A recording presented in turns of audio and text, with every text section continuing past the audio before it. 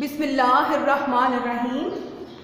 आज हम 9वीं जमात के उर्दू के मज़मून की सबक नंबर 6 गज़ल को पढ़ेंगे। ये गज़ल मीर तकी मीर की है। हस्ती अपनी हवा की सी है, ये नुमाइश शराब की सी है। गज़ल पढ़ने से पहले हम मुश्किल अल्फाज के मानी देख लेंगे, ताकि जब हम गज़ल की रीडिंग करें तो हमें चीज़ों को मुश्किल ना समझने में आसानी हो और हमें मुश्किल पेश ना आए। पहला लफ्ज़ है हस्ती। हस्ती से मुराद है जिंदगी। नुमाइश का मतलब है दिखावा। नाजुकी से मुराद है नज़ाकत। पंखड़ी, पत्ती या यहाँ। चूँकि मीर तकी मीर जो है ये रवायती एक गज़ल को है और पुराने दौर में मुख्तलिफ अल्फाज को थोड़े और तरह से लिखा जाता था। यहाँ को यहाँ लिखा जाता था, तो यहाँ से मुराद है यहाँ। औकात, हैसियत, इज़्तिराब, बेचैनी, आतिश गम की आग। हवा से मुराद है बुलबुला। शराब धोखे को कहते हैं।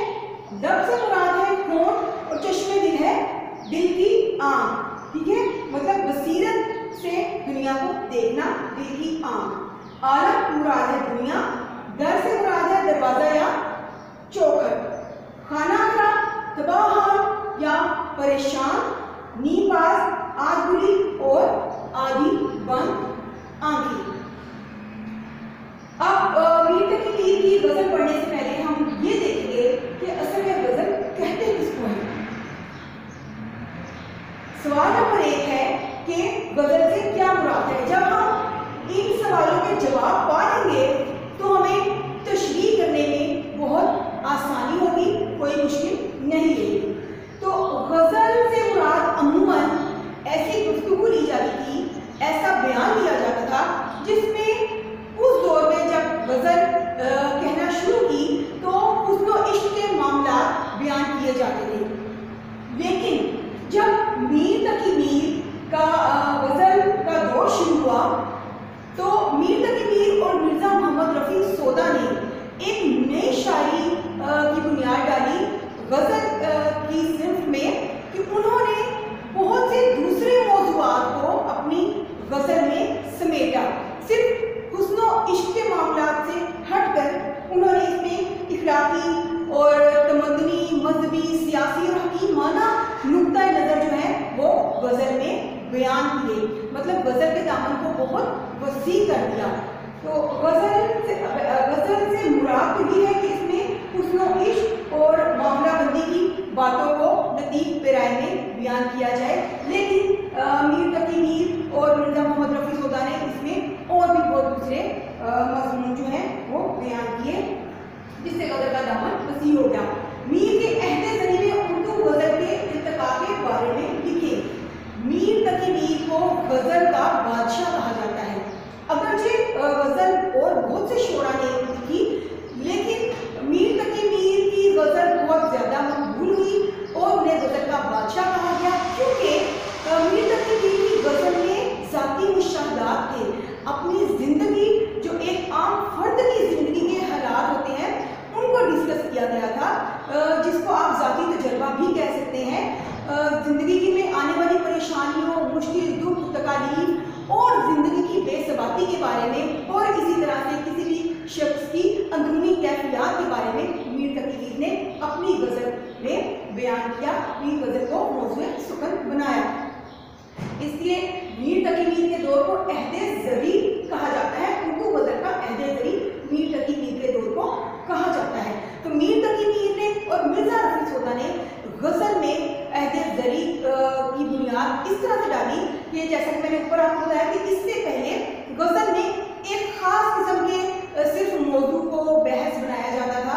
एक ख़ास किस्म के मौजू के तहत गज़लें लिखी जाती थी और बहुत मुश्किल ज़बान गज़ल में लिखने को मयार समझा जाता था। जबकि मीर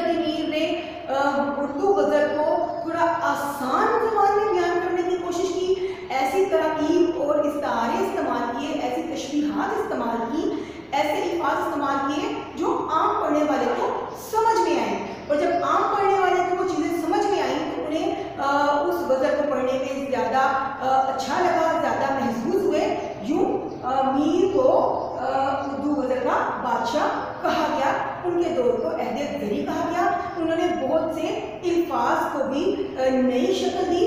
बहुत मुश्किल जो अल्फाज हैं उनको हटा के उन्होंने उसकी जगह मुतबादिल अल्फाज गज़ल में इस्तेमाल किए जो आम फहम हो। इसलिए उन्होंने ना सिर्फ उर्दू गज़ल में बल्कि उर्दू गज़ल की ज़ुबान में भी बहुत अहम नुमाया किरदार अदा किया। तो मीर के अहद में गज़ल ने अपने अंदर बहुत से दूसरे मौज़ूआत को समेटा।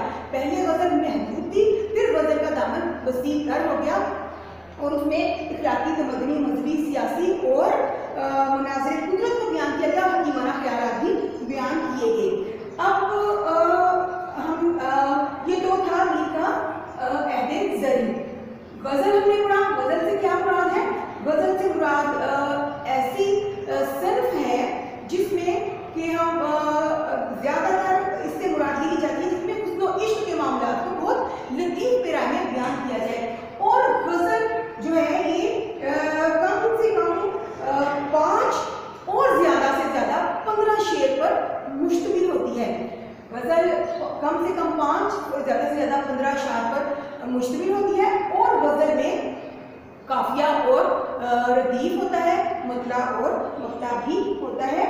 आखिरी शेर में शायर जो है वो अपना तखल्लुस भी इस्तेमाल करता है गज़ल में। अब गज़ल में क्या है? गज़ल में मतला, मकता, काफिया और रदीफ पाया जाता है। और जो है मकता जो है आखिरी शेर गज़ल में, गज़ल के आखिरी शेर मकता में शायर अपना तखल्लुस जो है वो लिखता है। अब हम देखेंगे कि सहले मुमकिना से क्या मुराद है, उर्दू गज़ल में से इसकी मिसाल दें।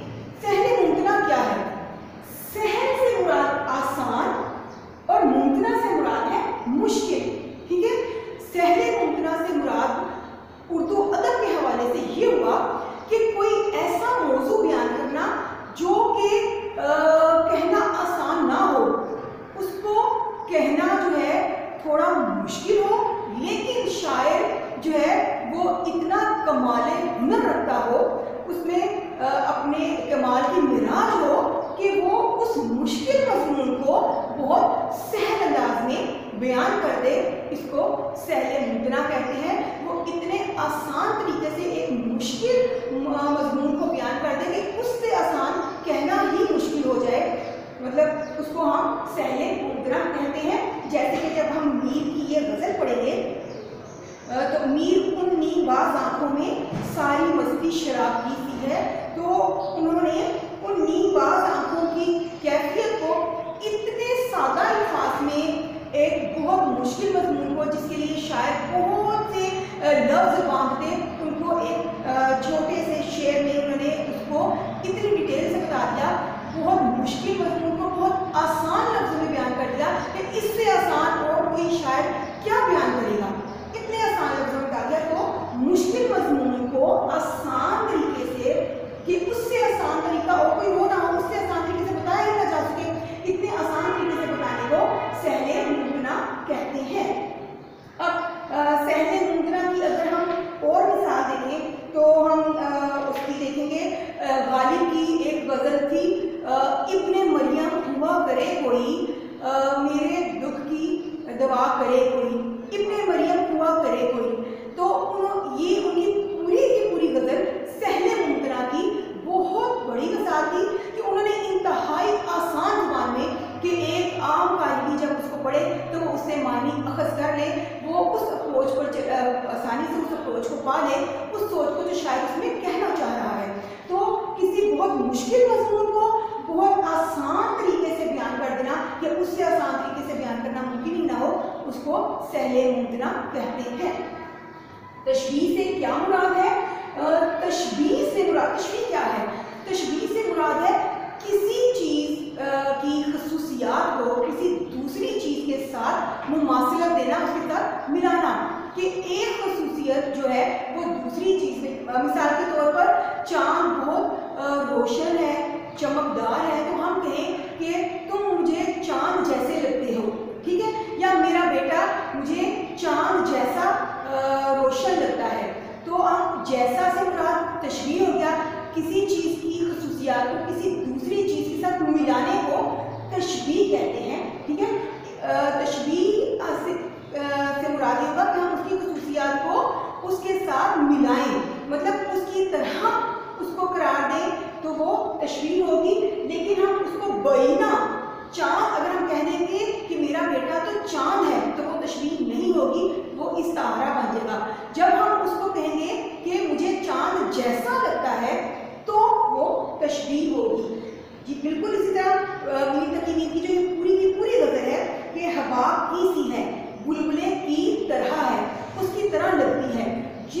हम दूसरी चीज़ के मुमासिल बयान करें कि उस जैसा लगता है, उसकी तरह लगता है, उसकी मानिंद है, तो की, सी, मानिंद, तरह जिसमें ये लफ्ज़ इस्तेमाल हो उसको हम तशबीह कहेंगे। ठीक है, एक चीज़ की खुसूसियात को किसी दूसरी चीज़ के साथ मिलाना उसको तशबीह कहलाता है। मतलब मक्ता, काफिया और रदीफ की वजाहत करें। अब आप देखें जो गज़ल है उसके हम पहले शेर को मतला कहेंगे। गज़ल का पहला शेर मतला है। मतला माखज़ है तलू का। तलू का मतलब होता है ना निकलना। ठीक है, तो इसी तरह चूंकि गज़ल जो है वो जब हमारे सामने आती है तो हम उसका पहला शेर पढ़ते हैं, तो पहले शेर को हम मतला कहेंगे और आखिरी शेर को हम मक्ता कहेंगे। मक्ता जो है वो कता से। ठीक है, मक्ता माखज़ है कता का। कता का मतलब होता है खत्म कर देना। इसी तरह जब गज़ल खत्म होती है तो हम उसके आखिरी शेर को मक्ता कहेंगे। अब काफिया और रदीफ की वजाहत करें। काफिया क्या है? हर गज़ल या नज़्म में रदीफ से पहले अमूमन काफिया आता है।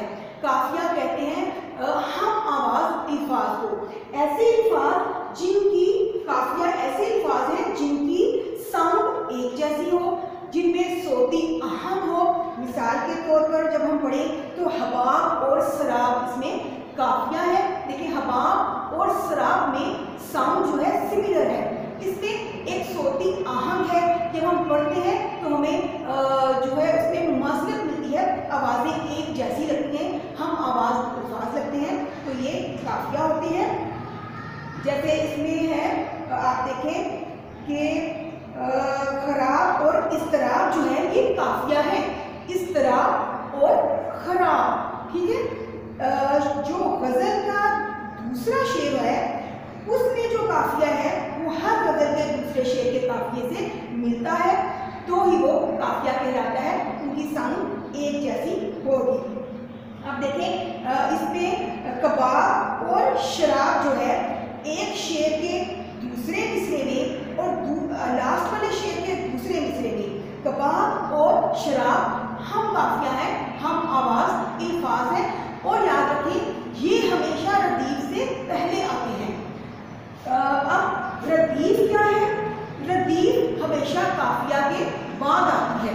काफिया के बाद जो शेर में आने वाले मुसलसल अल्फाज हैं, जो किसी भी शेर या नज़्म में अल्फाज उस शेर के या मिसरे के आखिर में जो अल्फाज मुसलसल आ रहे होते हैं पहले शेर से लेके आखिरी शेर तक, उसको हम रदीफ कहते हैं। जैसे इसमें कीसी है, कीसी है, आपने देखें ये पूरी गज़ल में ये रदीफ जो है इसकी कीसी है। कीसी है बार बार रिपीट हो रहा है, पहले शेर से लेके आखिरी शेर तक कीसी है रिपीट हो रहा है, बार बार आ रहा है, इसकी तकरार है, तो ये इसकी रदीफ होगी। चूंकि ये गज़ल के शेर के आखिर में आ रहा है ना, जो मिसरे के आखिर में शेर के आखिर में लफ्ज़ मुसलसल एक ही लफ्ज़ आ रहा हो वो रदीफ कहलाता है। और याद रखिए काफिया हमेशा रदीफ से पहले आता है। काफिया हम आवाज़ अल्फाज होते हैं। मतला पहला शेर है गज़ल का और मक्ता आखिरी शेर है। और मक्ता की एक ये पहचान है कि मक्ता में जो शायर है वो अपना तखल्लुस इस्तेमाल करता है, और तखल्लुस की जो पहचान ये है कि उसके ऊपर शायर एक खास किस्म का साइन डालता है जो तखल्लुस होता है। जैसे आप अपनी इस गज़ल में मीर के ऊपर देखें एक खास किस्म की अलामत आपको नजर आएगी, तो इस अलामत से मुराद है कि ये शायर का तखल्लुस है। अब हम मीर तकी मीर की जब ये गज़ल पढ़ेंगे तो आपको समझने में आसानी होगी, क्योंकि आपको इन सवालों के जवाब मिल गए। सवाल नंबर 6 है, मीर तकी मीर गज़ल गुई में क्या मुकाम रखते हैं? मीर तकी मीर को गज़ल का बादशाह कहा जाता है, क्योंकि मीर तकी मीर ने गज़ल को एक मुश्किल सरफ से निकालकर एक आसान सिल्क बना दिया। क्योंकि गज़ल में शुरू के दौर में जब गज़ल का इल्तिका हुआ तो गज़ल में बहुत भारी भरकम अल्फाज इस्तेमाल किए जाते और एक खास किस्म का एक ही टॉपिक था, एक ही उन्वान था जिसको बार बार सब शायर लेकर चल रहे थे। लेकिन मीर तकी मीर ने और मिर्ज़ा मोहम्मद रफ़ी सोदा ने मिलकर इन दोनों ने ऐसे अल्फाज जो है वो मुतबादिल ढूंढे गज़ल में मुश्किल अल्फाज के मुतवादी ढूंढे ताकि आसान लफ्जों में अपने मजमून को बयान किया जाए, समझने ताकि पढ़ने वाले को समझ आए और उसे महसूस हो सके। इस तरह उन्होंने ना सिर्फ जुबान के खजाने में इजाफा किया, बल्कि उन्होंने एक खास मौजू से हटकर फलसफियाना मज़ामीन, तसव्वुफ के मज़ामीन भी गज़ल में बयान किए। अपने सियासी हालात को गज़ल में समेटा, अपने दौर के जो है वो तमद्दनी ख्यालात को उसमें समेटा, अपने माशरती समाजी जो है मसाइल और परेशानियों को गज़ल का मौजू बनाया और बहुत फिक्री और हकीमाना मौजूआत को उन्होंने, जैसे कि तसव्वुफ के बहुत बुलंद ख्यालात को गज़ल का मौजू बनाया। उन्होंने गज़ल का दामन बहुत वसी कर दिया, तो इसलिए मीर तकी मीर को गज़ल गोई में बादशाह का लक़ब दिया गया, खिताब दिया गया। मीर अगरचे और बहुत से शोरा भी थे जिन्होंने बहुत बड़े कमाल और बहुत बुलंद पाया की गज़लें जो है वो लिखी, लेकिन मीर तकी मीर को उनमें सबसे अहम और नुमायां काम हासिल है, उन्हें गज़ल का बादशाह कहा जाता है। अब हम आज जब ये गज़ल पढ़ेंगे तो आपको अंदाज़ा हो जाएगा कि मीर तकी मीर को गज़ल का बादशाह क्यों कहा जाता है, कि उन्होंने इतनी आसान ज़बान में बहुत गहरे मानी बयान कर दिए। अब हम अपनी गज़ल की रीडिंग करेंगे। जब हम अपनी गज़ल को पढ़ेंगे तो आपने अपनी किताब को अपने सामने रखना है। जब आप अपनी किताब को सामने रखेंगे तो आपको मेरा जो तलफ़्फ़ुज़ है वो आप अल्फाज, मैं जब तलफ़्फ़ुज़ बोलूँगी तो आप अल्फाज देखते जाएंगे तो आपको उनका तलफ़्फ़ुज़ सही मालूम हो जाएगा। हम शुरू करते हैं मीर तकी मीर की इस गज़ल को। हस्ती अपनी हवा की सी है, ये नुमाइश शराब की सी है। मीर तकी मीर अपनी गज़ल के मतलब में ये कहते हैं, हस्ती से क्या मुराद है? जिंदगी। जो हमारी ये जिंदगी है ना, ये क्या है? नुमाइश है, ये धोखा है। नुमाइश यहाँ से मुराद है धोखा, नुमाइश है दिखावा और शराब है धोखा। वो कहते हैं कि हमारी जिंदगी दरअसल एक धोखा है।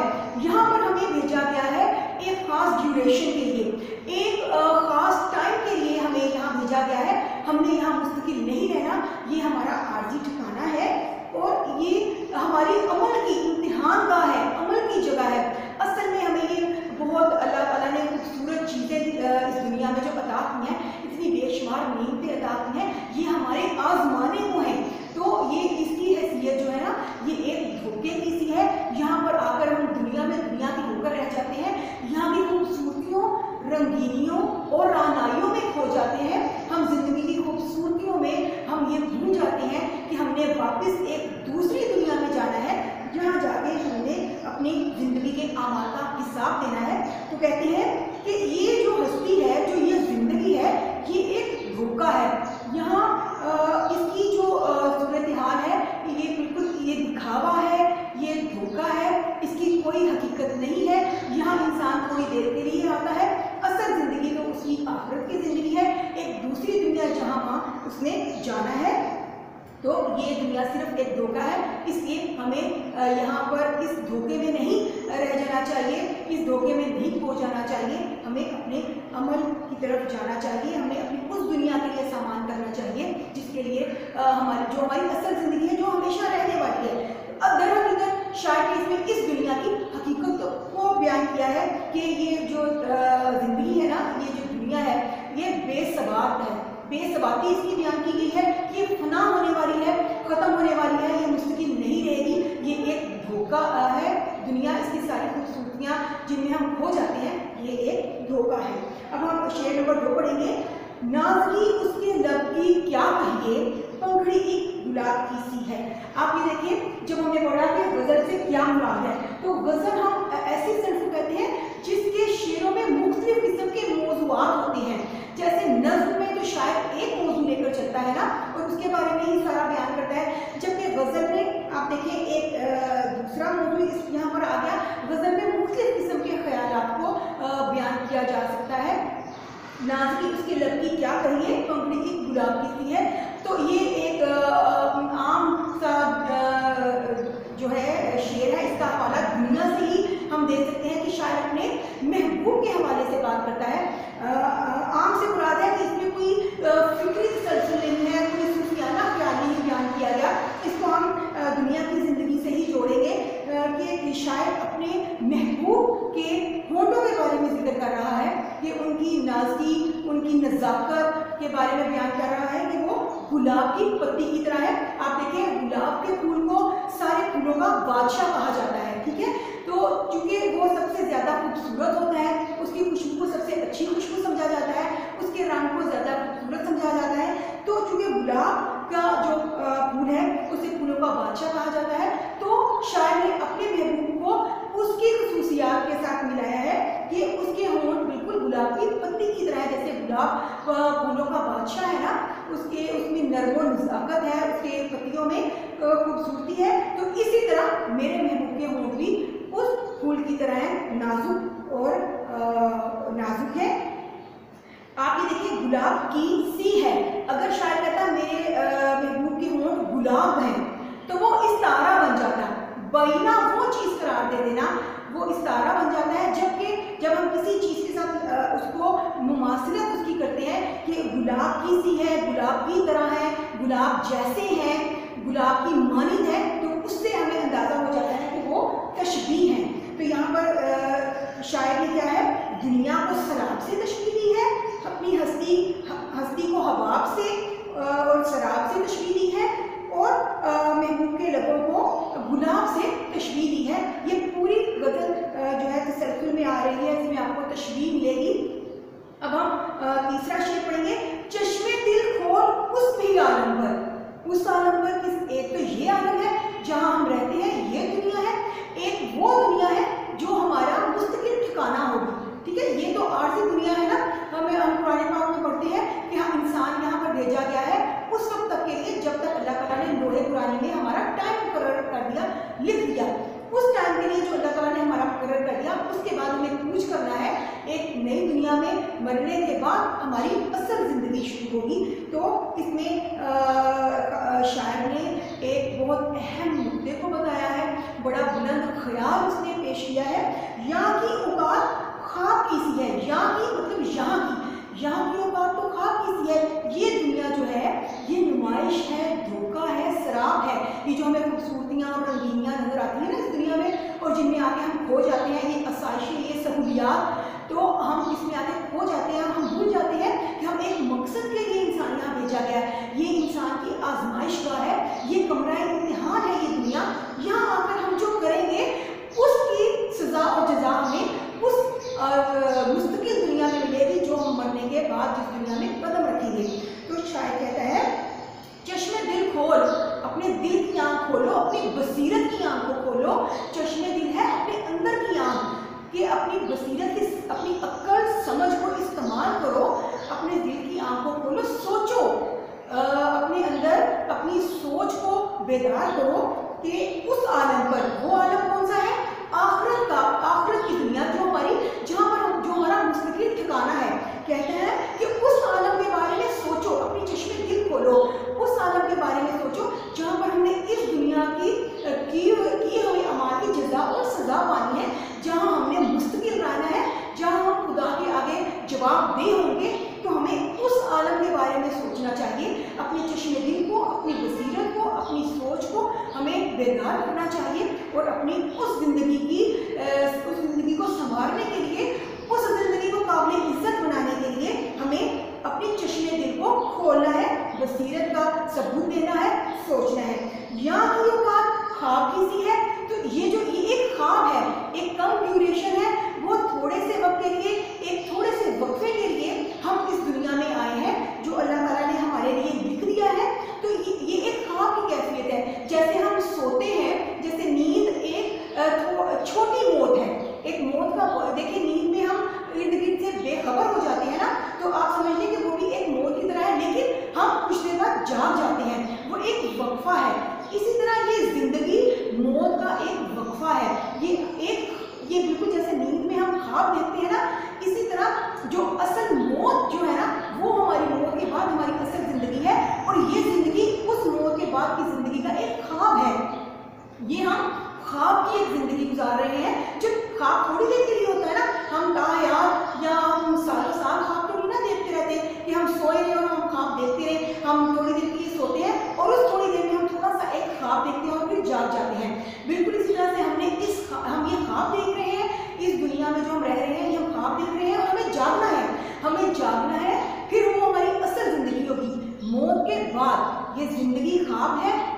बाद जब हम जागेंगे वो हमारे मौत के बाद की ज़िंदगी होगी। तो हमें उसके लिए सोचना है, उसके लिए अपने चश्मे दिल को, दिल की आंख को खोलना है।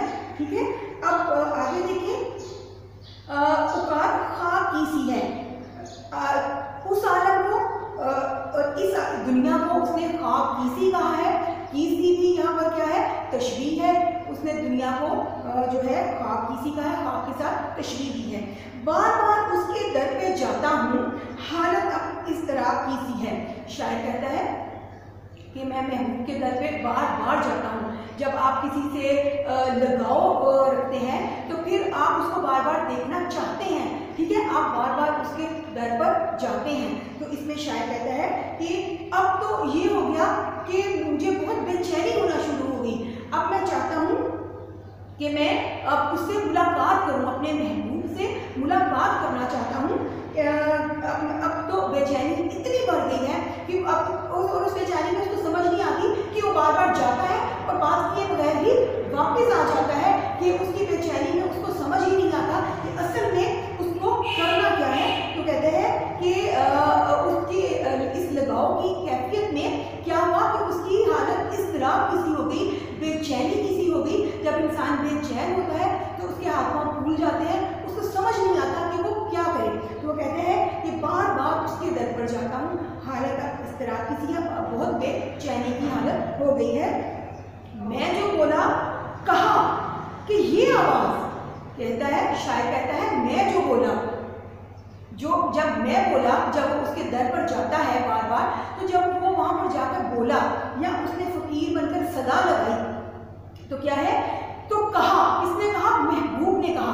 महबूब ने कहा कि ये आवाज़ उसने पहचानने की कोशिश की। आप देखिए, जब आप मिसरे को बोलेंगे, आपको उसको जब आप उसको स्पेल करते हैं, जब उसको पढ़ते हैं, आप उसको बोलते हैं, तो आला मफहूम आपको तभी समझ आ जाता है। इसलिए आप अपने तलफ़्फ़ुज़ को बेहतर बनाएं। जब आप उसको एक ठीक कॉन्टेक्स्ट में पढ़ेंगे जो तो आप उसकी समझ भी आएगी। आप उसको बोले मैं जो बोला कहा कि ये आवाज़, आप जब उसको ऐसे पढ़ेंगे तो आपको समझ आएगी कौन बोला और किसने कहा कि ये आवाज़।